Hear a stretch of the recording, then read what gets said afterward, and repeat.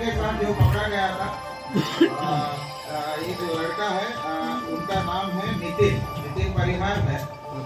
तो उसने बताया कि कुछ दिन पूर्व हमारे जो पापा हैं उनके साथ जो महिला रहती थी तीसरी पत्नी के रूप में, उनको उन्होंने मार दिया था।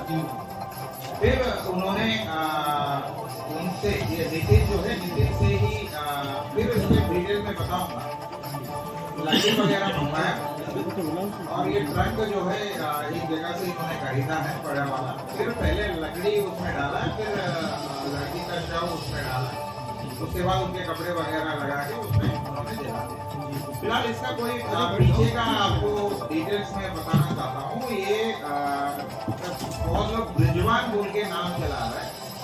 ब्रिजवान उस कमरे का मालिक है जिस कमरे में किराए पे रहते थे। इनका नाम है राम सिंह है। ये वर्ष 2022 में एमसीएम वरिष्ठ टेक्नीशियन के रूप में रेलवे से ये रिटायर हुए। जब ये रेलवे में काम करता था, श्रीमती प्रीति नामक एक युवती के साथ इनके संबंध बन गए। फिर करीब 10 साल से ये संबंध में रहे और 22 में इनके जो रिटायरमेंट के बाद ये साथ में रहने लगे। ये जो अभी जहाँ पर जिस कमरे में इनको मारा गया था, उसी कमरे में किराए पे रहते थे। पूछताछ के विवरण में राम सिंह ने ये बताया कि राम सिंह का उम्र 64 साल और ये जो मृतिका है इनकी उम्र 33 साल है। और इनका कहना है कि इन्होंने मंदिर में इनसे शादी की। पहले से दो बीवियां हैं, ये तीसरी पत्नी के रूप में इनके साथ है। और ये जो महिला है, इनका भी पूर्व में शादी हो गई थी और इनके 3 बच्चे पूर्व पति से। तो इनका कहना है कि ये इनके जो 43,000 जो पेंशन आती थी वो भी पूरा लेती थी और बीच में इनका जो भी अन्य पैसे या जो भी है उसमें से करीब इन्होंने बहुत पैसे इनको मांगे। और फिर उसके बाद ये कुछ दिन रुझे गए थे, वहां पर भी किराए पे रहे, फिर आए और इनका एक शक हुआ कि ये एक कोई पार्लर है, पीहू बंटी पार्लर, जिसके मालिक है, उनसे इनके बातचीत होने लगी महिला। तो फिर इनको लगा कि जब इतने पैसे मैं खर्च कर रहा हूँ, इतने पैसे हमसे ले रही हो और हमारी तीसरी पत्नी भी हो और तुम किसी और के साथ, तो उसी में जो भी गुस्सा जो भी इनके बीच में अल्टरकेशन हुआ होगा, उसी समय पे उन्होंने कुल्हाड़ी से सिर पे वार किया, वो वहीं पे मार दिया। कुल्हाड़ी। फिर उसके बाद इन्होंने अपनी दूसरी पत्नी और बेटे को बताया कि ऐसे हम मार दिए। फिर इन्होंने एक योजना बनाई कि कैसे फिर इसको डिस्पोजल करना है।